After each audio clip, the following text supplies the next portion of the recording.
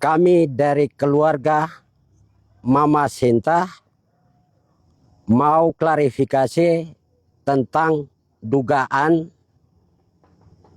Mama mulai dari hari Minggu tanggal 24 Mei 2026 kami kehilangan kontak dengan beliau. Setelah tanggal 23 hari Sabtu ketika video Mama Sinta Moiwen berkembang di media. Saat itu kami coba membangun komunikasi dengan Mama, tetapi Mama sudah tidak komunikasi dengan kita, keluarga, mulai dari hari Minggu. Dan diduga saat itu Mama ditekan dan sudah membangun perencanaan yang cukup panjang untuk bagaimana Mama ini diduga untuk mengambil data dari Mama Sinta Moiwen. Hari Minggu saat itu beliau tidak bermalam di rumahnya, tetapi beliau bermalam di pos TNI di Kampung Wogekel, Distrik Kilwayap. Hari Senin tanggal 25 beliau bersama dengan yang bertugas untuk mengamankan PSN di Kampung Wanam dan juga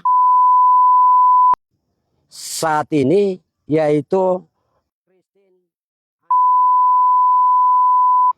ikut menyeludupkan Mama tanpa sepengetahuan keluarga.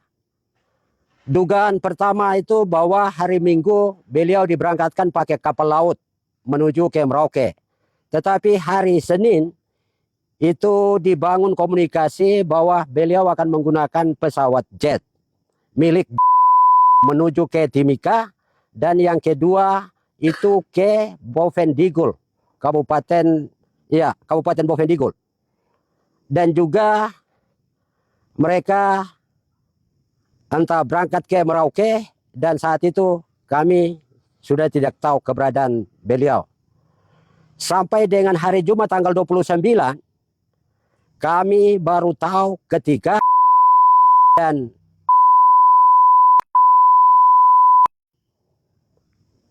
berada setelah kembali mereka menggunakan pesawat helikopter dari Merauke menuju ke Wanam, dan komunikasi itu dibangun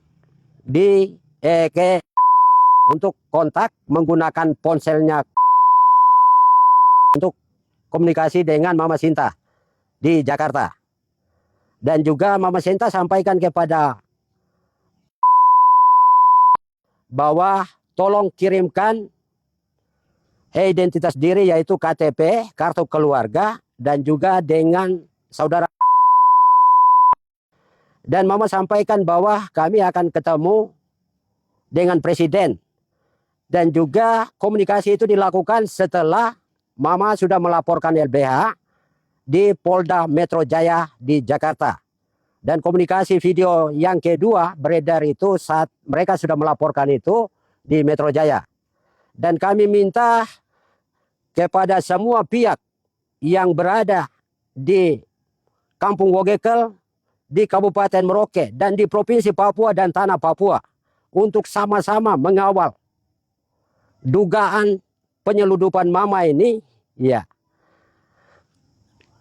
untuk membawa atau sepihak